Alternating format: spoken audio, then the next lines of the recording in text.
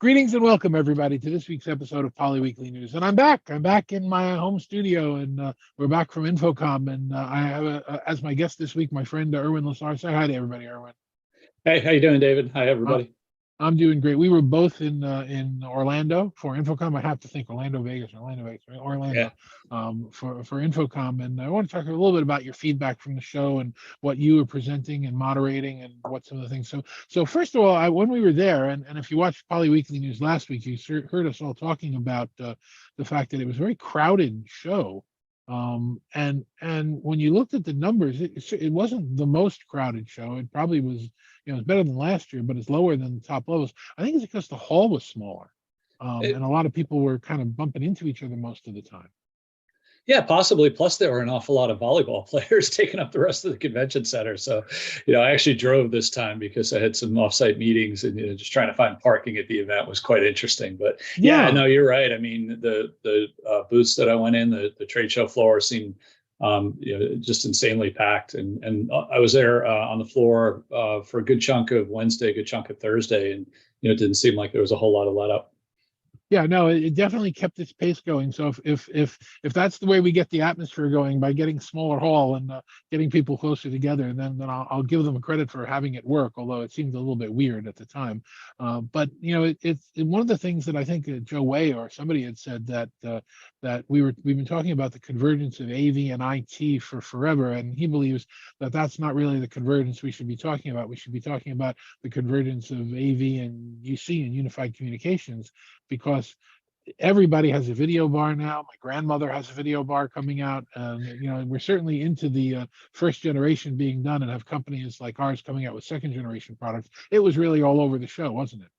Yeah, I mean, you definitely still have that convergence of AV and IT, because when you think about the UC applications, it's often IT that's responsible for building those. And we actually published some research earlier this year about trying to look at, our company still approaching collaboration from a siloed perspective, or are they thinking about, I need a single collaboration function that pulls together video and messaging and document and voice and all of that. And, in the larger enterprise, it's still somewhat siloed.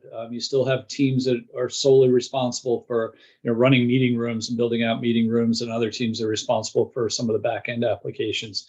So yeah, I mean, there definitely is convergence. It's happening, and like you mentioned, I think I've got a Studio X52 here that I'm getting ready to unbox at some point soon. There is that convergence of compute into into the meeting applications.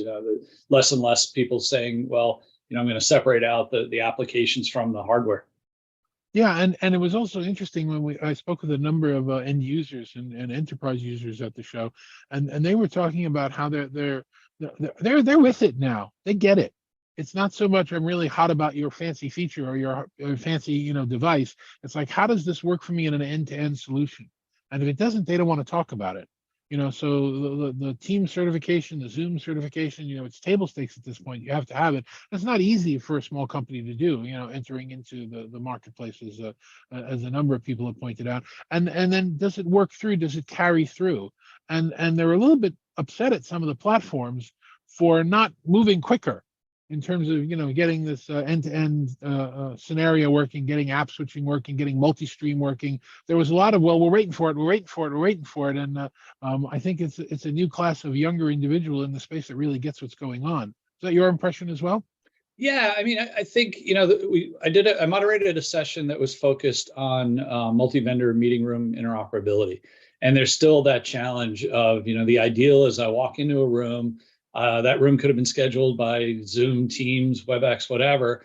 I press one button on a screen to join the meeting, and I have all of the native control features. And that's not really the reality today. You walk into, say, a Teams room, maybe you can join other meetings, but it's a lesser experience than if you're using the native client. So I think people are really struggling with that. They're struggling with, does it make sense to optimize a room for a specific meeting app, or go to more of a BYOC type approach?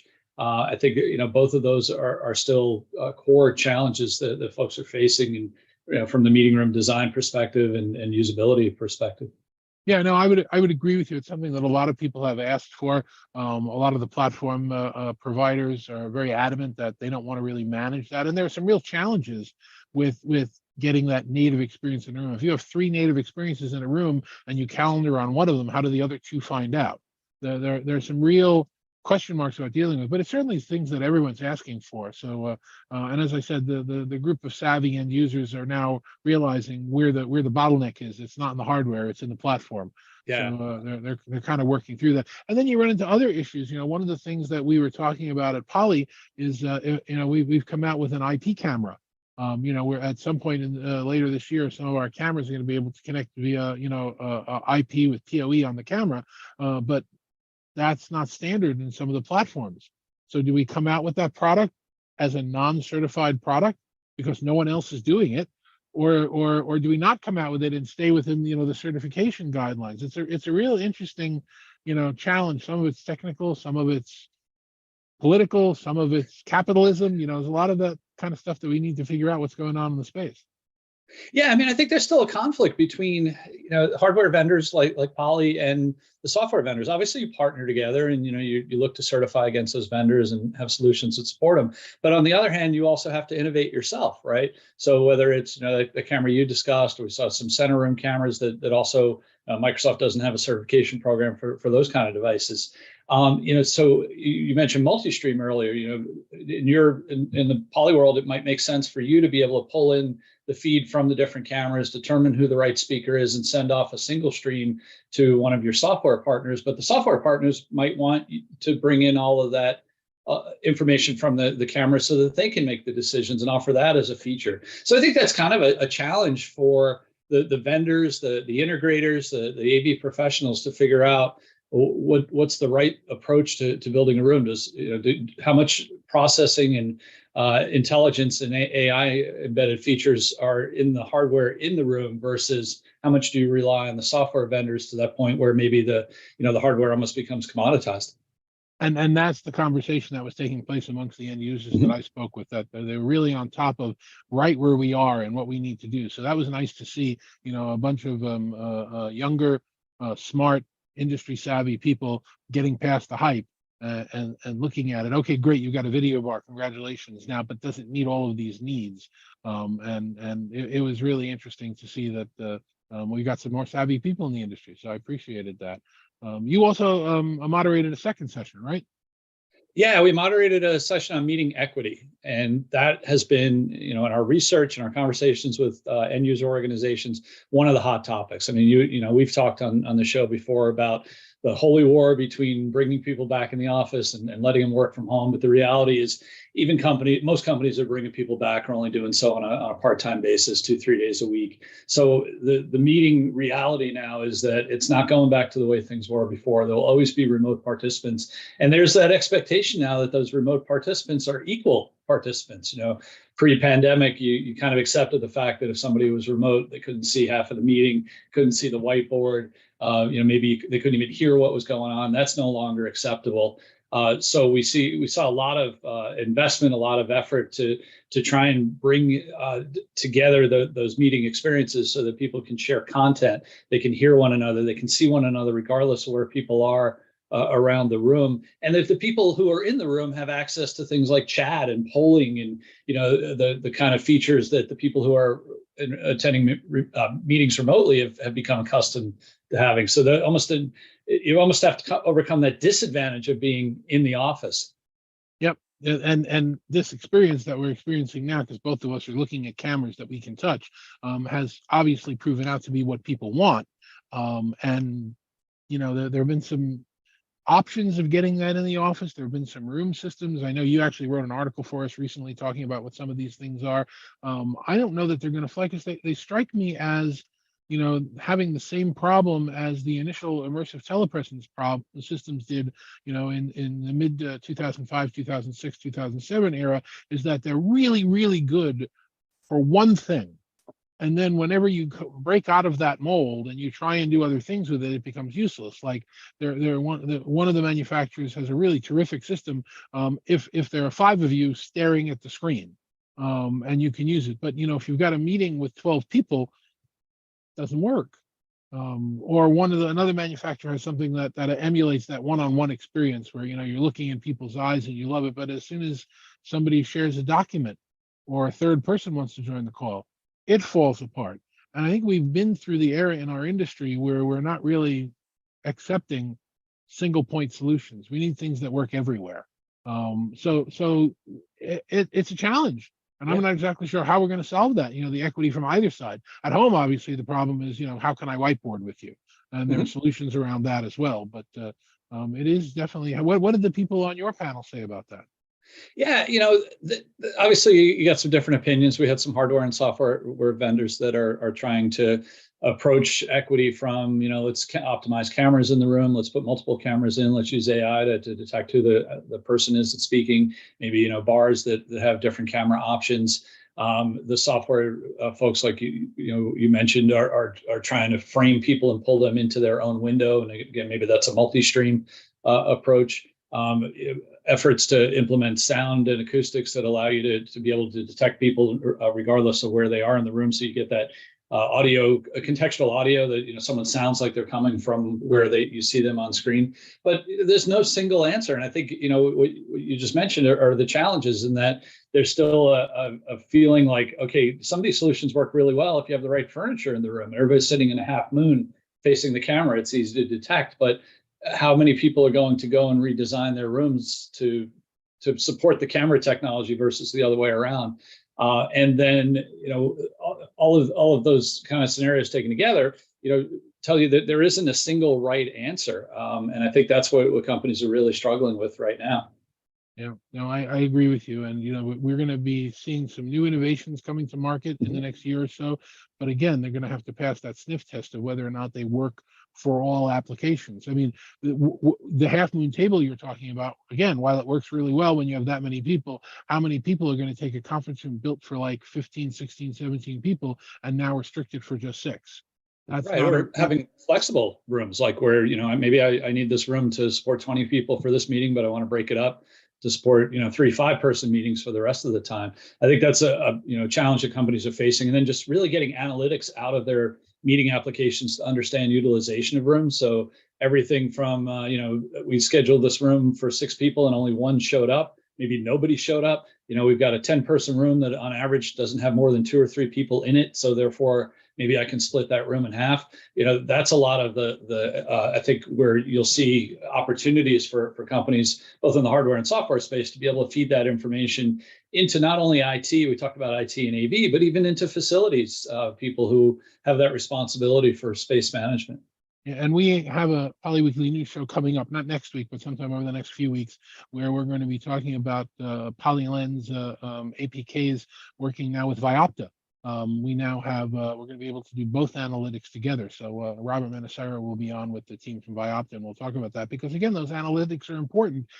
Especially, we were hearing from people that say, they're sitting at their desk when they're doing a meeting when it's out in the open. But when they want privacy, there 1 or 2 people are going into a 10, 12 person conference room because that's the only privacy they have in the facility. So the choice is going to be, do you allow that to continue, or do you make them work from home?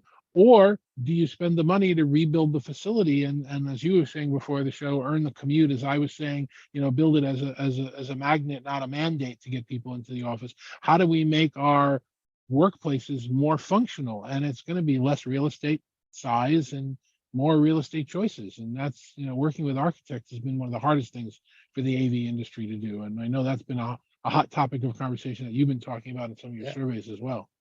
Yeah, I mean, our data shows a shrinking office footprint. That'll, I think, accelerate as contracts come up for renewal. And then the offices themselves are shifting from places for individual work to hot desking and meeting spaces. So companies, I think, are going to accelerate their plans to kind of rethink what their offices look like over the next couple of years to be able to reduce overall their real estate footprint and to have a workplace that is designed more for group work than for individuals. And then And have some intelligence into the workspace, so that if I decide I'm coming in and you and I are working together on a project and we're both going to come in that day, we should be able to easily find desks near one another, and have the kind of capabilities we need, have a high quality video experience at the desk for remote meetings and so on. So I think we're kind of on the cusp of some pretty major workspace transformations. yeah, no, it's going to be exciting to see, and it's going to be exciting to see what's built into the platforms, as a lot of these tools are. versus what people are selling as third-party products, hardware or software or whatever, because there's a lot of a lack of knowledge around hot desking applications and what you can do and what you have to pay for versus what's free and all the rest of it. It's an interesting space and it's certainly exciting. And it's good to see that even companies that are saying return to the office, are looking at it and saying, we need to make the office better. We need to equip it better. We need to have more rooms. We need to make it more attractive for users. We need to have, more private spaces that people can go into for private conversations where they don't have to take up a conference room, but they certainly don't need private offices anymore. It's an interesting dynamic that we're both going to have to follow. Yeah, definitely. So tell me what Metrigy is working on now. What's your latest research project and what's hot? What are you going to start to work on now? Yeah, we just published a study this week focused on contact center technologies and how our companies investing in things like generative AI. We're seeing just a ton of interest, as you can imagine. I joked in every session I did at InfoComm that you kind of there's a plaque. There wasn't actually one, but there's a placard in front of the speaker that says "Mention generative AI" at least 5 times because you heard that in every conversation. So that research is out now, looking at both from consumer and customer service perspectives. Personally, for me, the next big study is focused around security, compliance, and governance of collaboration applications. One of the realities is now collaboration apps are generating their own content. So if we're recording this on Zoom, if we had transcription on, if we had a chat going, all of that generates content, and then that becomes a security, compliance, governance challenge to understand what's in there, what's the risk of it leaking, who has access to it, how long do we have to retain it, how do we deal with things like user-generated video, if people are recording video clips and sharing those in the TikTok generation now that's in the workplace. Lots of new and interesting and somewhat concerning compliance and security challenges. So we're going to go out and talk to end users and see how they're organizing to deal with security and compliance and governance, who owns responsibility for it, how do they budget, and what investments are they making to support the needs of their organization in this new collaborative reality.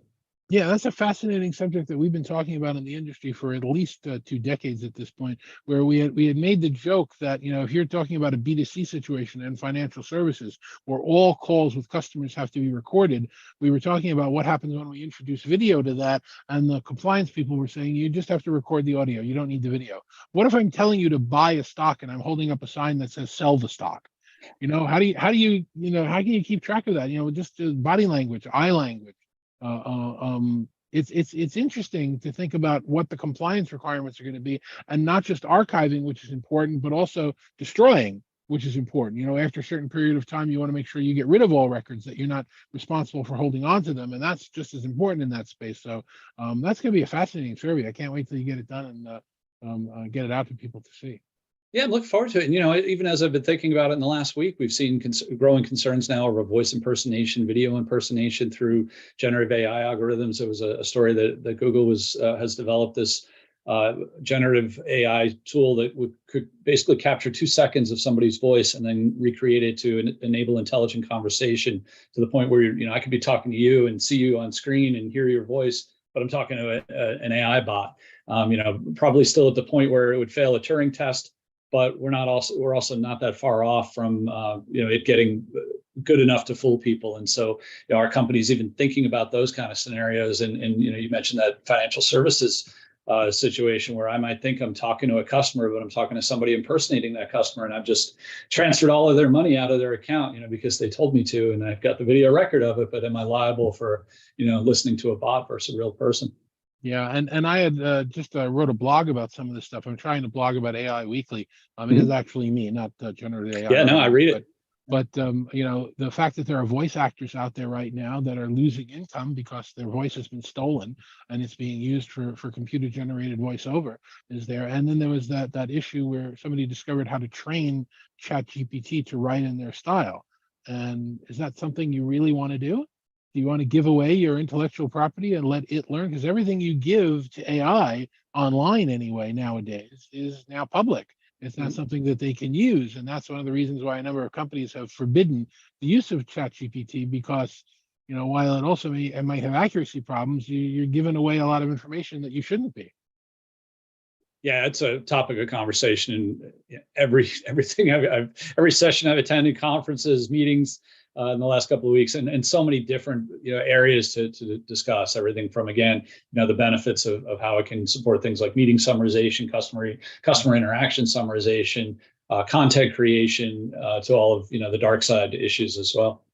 So we will talk about AI and machine learning around the X52 once you get it hooked up, because one of the things we'll have in the software that will be out within a few weeks is that perimeter control, which is you can have the device in a big wide room, but tell it, I only want you covering this space, and it'll ignore everything out of it. Kind of the thing that we have in audio, have had in audio for over a decade, but now we're bringing it to video, which very few other people have done. So, it's probably a first in the industry, and we'll get you back on with the X52 and with one of our engineers to talk about what all those features are and what's in the 4.1 firmware. But that's a good use of AI, a little less controversial than whether or not it's going to be stealing your voice and pretending to be somebody else.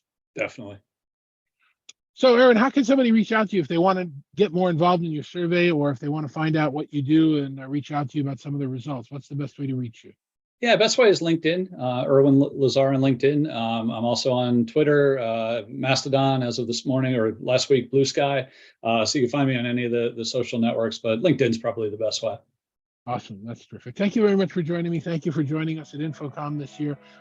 For all of us here at HP and Poly, I'm David Danto. Thank you for listening to us. We really do appreciate you taking the time to learn about some of the things that we do and are interested in. And we'll see you next week.